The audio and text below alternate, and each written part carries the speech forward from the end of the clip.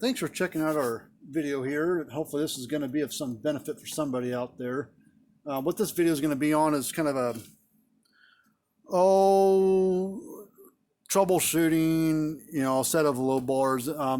This customer that owns this sent us in just one low bar. This is a Gallagher Alleyway low bar. They've been making these bars for like 20 something years or so, probably 25 years. I don't know. Been a while, since the early 2000s, late 90s. So I've been doing it for a while. But this one, he sent in just one low bar because I guess the other one was weighing fine. So what he did to narrow it down, and you can do this with your own bars. I mean, it doesn't matter what brand you got. If it's a set of low bar, the front and the back low bar, basically, if you got some kind of weird issue that it's doing, it's not reading right, bouncing everywhere, or won't give you a reading or shows an error code of some sort, just unhook. Depending on what kind you got, most times you can just unhook one low bar.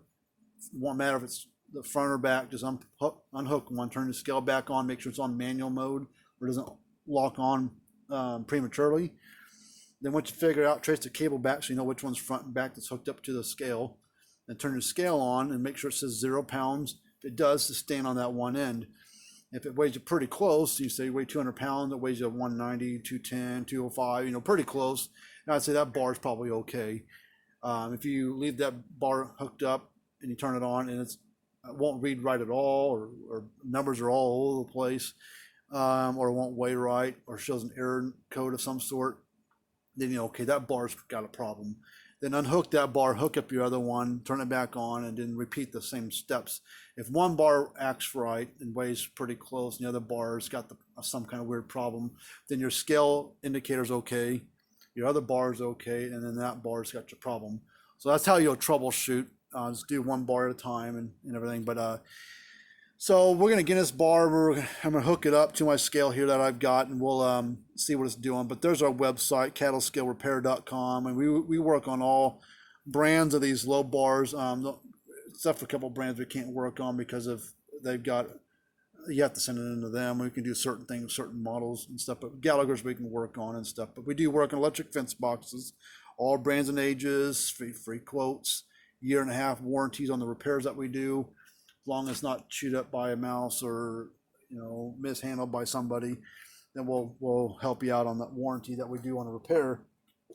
So we're gonna find the cable here. I'm gonna unravel this cord here. These don't weigh too much. They're about 20 pounds, so they don't weigh too much. But if you want to take the low bar apart for shipping, you can. It helps you out, but if you can't get the bolts to come loose on these on both ends, then you can send in the whole thing, just the bar, or you can take it apart, send me the guts, the 2 load cells right here. It's 2 cells per bar and a little junction box in the middle that's bolted in there. And you can take all that stuff out and send it in. But I'm gonna set this little bar on the floor and I'm gonna hook up the scale that I've got here. And we're going to see what it does. So I've got a Gallagher W210 scale, but any of the Gallagher scales will work with it, except for the 110 scale, that won't. I'm having trouble getting this cord to plug in. Maybe that's part of the problem.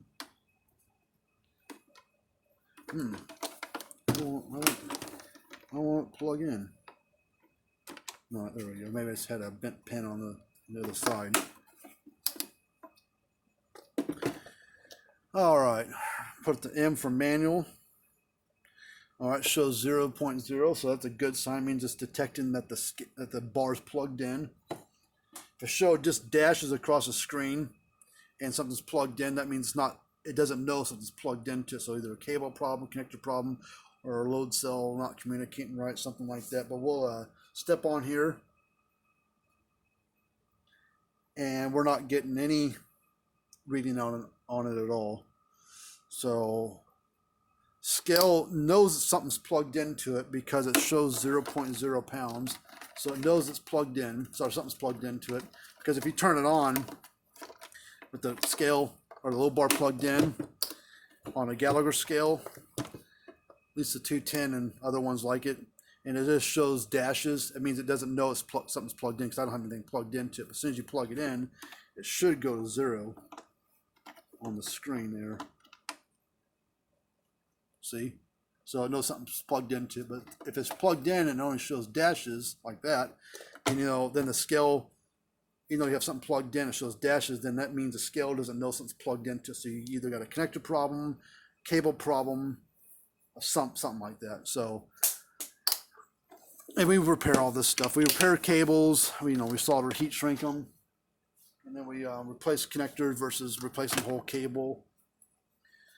So I'm gonna lay the bar up here, and I'm gonna turn it around. It's just gonna be easier because the way everything is on the inside. But I'm gonna trace this cable real quick. Just run my hand across there, and I'm just gonna feel. Oop, there's a spot. No, that's just like some crap on there, but it's not. I thought it was chewed up right there, but it's not. I'm just gonna feel for maybe any pinch spot, bad spot, chewed spot in the cable. So far, I don't feel anything. See, these are the older. This is an older one, because the newer ones, later ones, had this metal spring all the way around the cable, and sometimes even on this one, on the end of it, has this plate stamped on there. It's hard to read it, but this is a 2008. You look at the serial number on there. The first 2 digits is the year it was built, 08. So this is a 2008 set of low bars. So some of them have it on there, some of them don't. I think the later ones, they got rid of the plate on there for whatever reason. All right, the cable felt good, didn't see anything wrong with it. So now we need to take this low bar apart. So I'm gonna get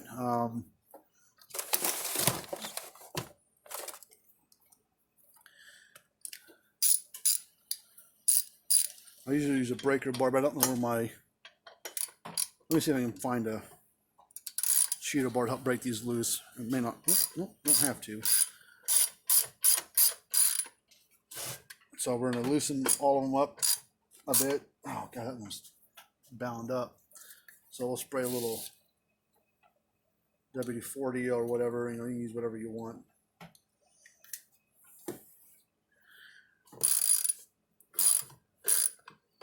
They're about as long as your index finger, these bolts. All 8 of these. There's 16 of them all together. There's 8 here and 8 more holding these load cells, and they're all 8 the same size.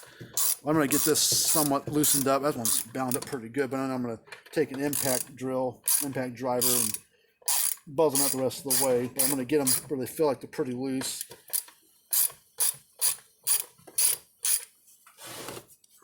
Because the impact driver I got not. Crap, that one's real tight. Isn't strong to bust them loose. Damn, I almost. See if I can find my breaker bar. Just give me just a second.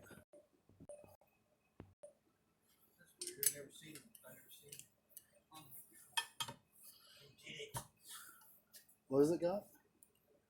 It's got the regular wide one that we have. Yeah. 2 narrow ones on it. Oh, well, that means we've worked on it before. Someone has.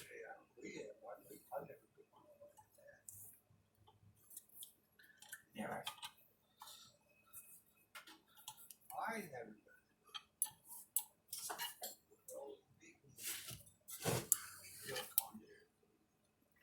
That one's bound up pretty good.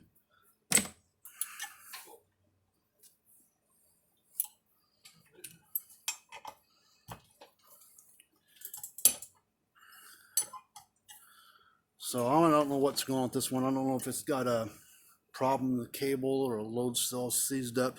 And maybe a mouse got in here and chewed the wires up. Who knows? They have this plastic. Someone had metal, but this one's got the plastic one that runs across here to hide these wires inside there, up on this black plastic thing.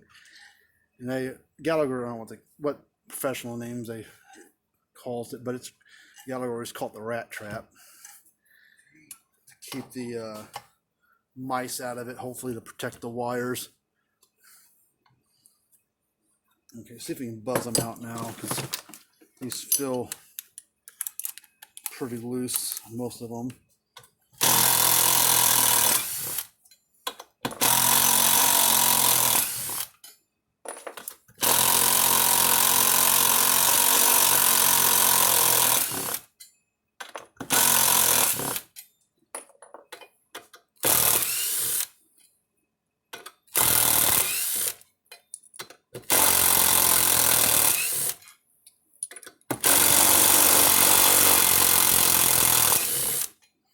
Like, so they're about as long as your index finger, or not quite, maybe your pinky finger, but all of them are the same size. All right. And this one doesn't matter if it goes this way or this way, it's the same. All right. What was that? Old dog turd, I guess. All right. Let's see. Now we need to take this off. Just need a small pair of channel locks.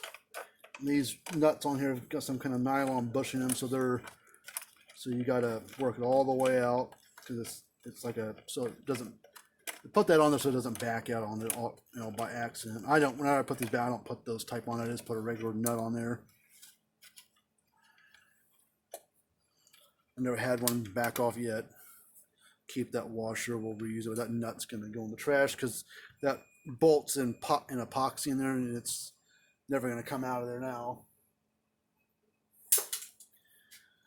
So now you have a flat screwdriver, and I go at the end here and just kind of work it up. Something you gotta watch out for spiders being down inside here, black widows or whatever. I'm just gonna lift it up. There's a little notch right here. It's where that wire come through, right like that. And then, let's see, I need a long screwdriver, long flat screwdriver. So I'm gonna just crap off my bench here. There's this metal flap right here. It's holding down this cable. You need to get a flat screwdriver. I kind of get underneath it, kind of lay it down in here and hold it there, and take a hammer and bash the end of it so it shoves it underneath the tab a little bit. Come on. Come on.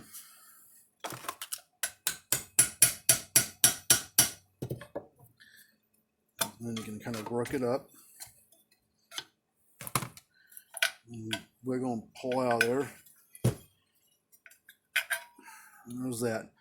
So now what I got to do, since I don't know what the heck's causing the problem, I got to cut these load cells, because all this junction box is all full of epoxy, and it's blue, black, whatever. So that's original load cells, because the ones that we use epoxy wise, either clear or yellow looking epoxy. So I know that that's the factory epoxy. So this has never been worked on by anybody that I know of. I'm going to cut the cable flush here, and this little junction box goes in the trash. And then we're going to cut that cable tie, zip tie off there. And then we need some wire strippers and how those are at.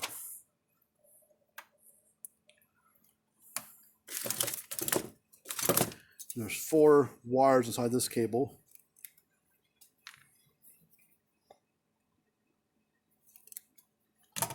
Now I need to strip these back.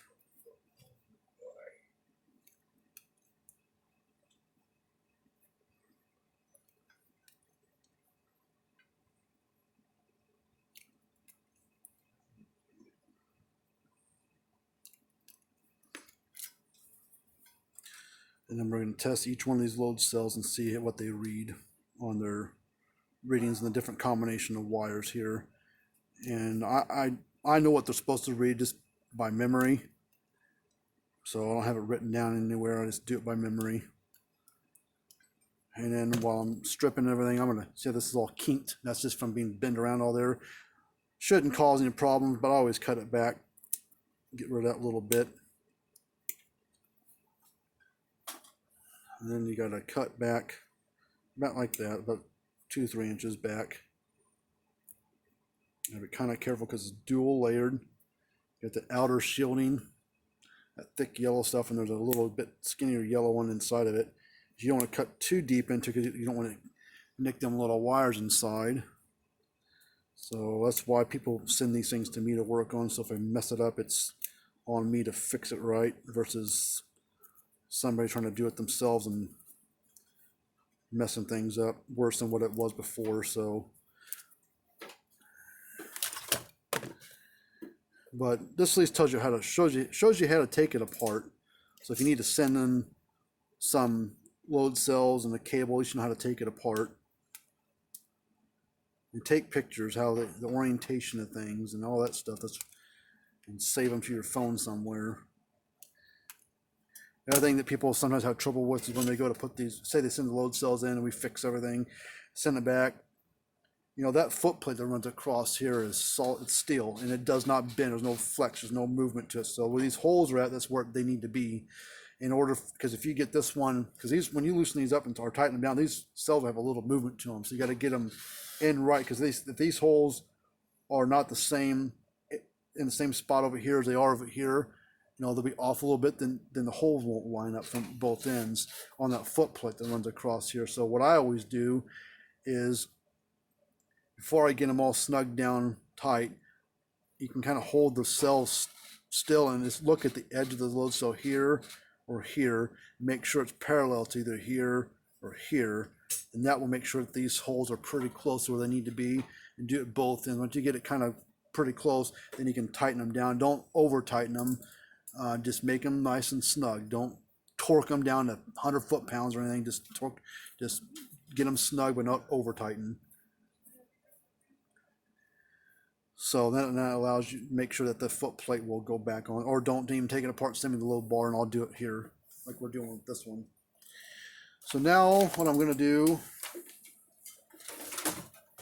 is I'm going to test these load cells. We're going to go across them and I'm going to ohm them all out, see what they read. And like I said, I got all this stuff memorized, so what they're supposed to read.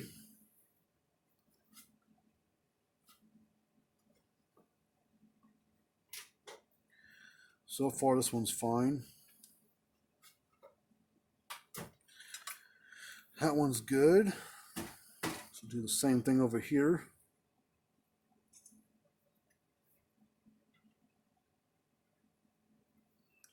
So far, so good. So we probably got a cable or connection problem, is what I would guess. Oop, maybe that one again. Let's double check that one.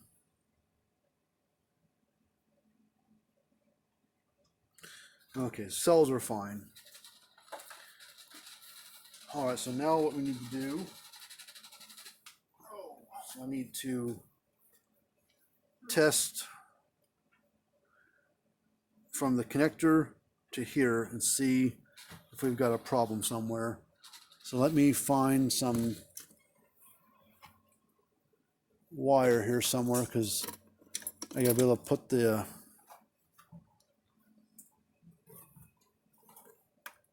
because I can't put the pins of the tip of my leads in these holes, are too small. So we're going to test the resistor first, and that's between pin 5 and ground. And these pins are labeled. Ground is your center pin. Let's see, these should be, I think 10K, whoops, 10K ohm resistor. 9.8, that's close enough. So now we're going to test between the other pins, and it's pin 1 through 4. Pin 6 is not used. So move this to my continuity. I might make it beep.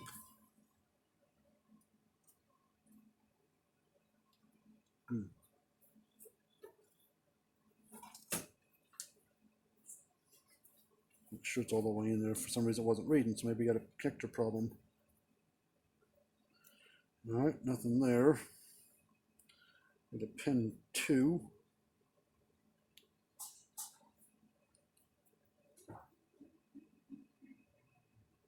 Nothing. It should beep like that. So far we're not getting anything. So either the connection's bad or we've got a problem in this cable somewhere that I didn't see.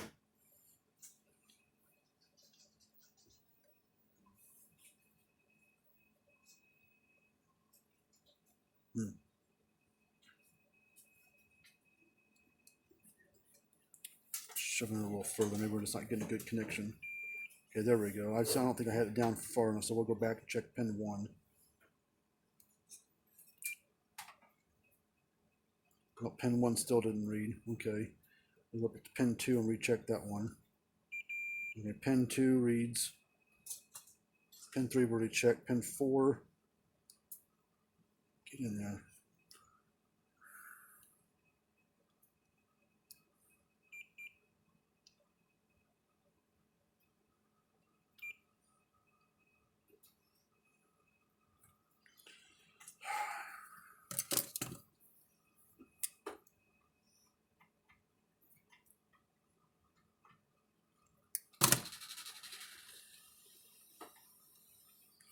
Now we'll try pin 4. Well, that's pin 5. Pin 4. All right, pin 1 doesn't read, so problems on the connector, I'm guessing. So we're going to cut this connector off because these connectors are the factory ones, which it probably is. It's all steel and epoxy, you can't take it apart. So now we're going to cut this apart, and we're going to check continuity again just to make sure between wire to wire from one end of the cable to the other. Make sure that we're not, if the red wire, which is pin 1, does not read from here to here, then we know that there's a problem in the cable somewhere, and we'll do a real quick glance at the whole cable again. But if it reads good, we know the problem was inside that connector. So now I'm going to go between red wire to red wire, since I know all the other wires were reading fine in the connector. Reds read fine, so the problem was in the connector. All right, so I'm going to move on. I'm going to do a part 2 to this, and then we'll go from there. So if you like this stuff, remember to subscribe and hit that like button. If you got a set of low bars need worked on or troubleshot over the phone, we can try that. But if anything else, just send them in to us. Be happy to work on them.